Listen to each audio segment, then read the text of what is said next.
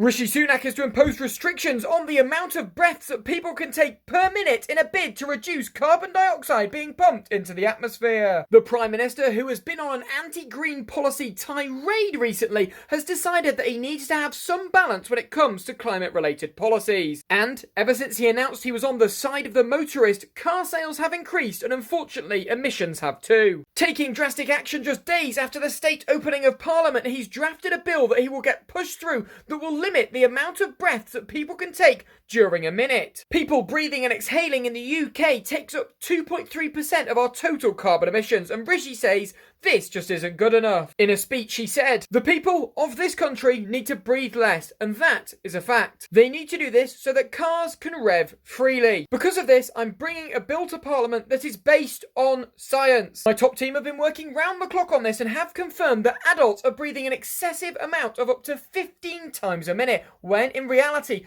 that could be reduced to at least 7, halving our total breath emissions. There will, of course, be different limits for different ages, and if you have respiratory breathing problems such as asthma, you will have a different set of rules. You can see the full breakdown of breaths to ages by the government here. The option to buy extra breaths and offset your carbon will be available from the government, and you can purchase them in either 5 or 10 breath bundles. Anyone with asthma or any other breathing respiratory problems will be exempt from the new breathing regulations. However, they will have to undergo a yearly test to confirm that they're still exempt. The government recommends that if you run out of breaths, you just hold your breath until the next minute.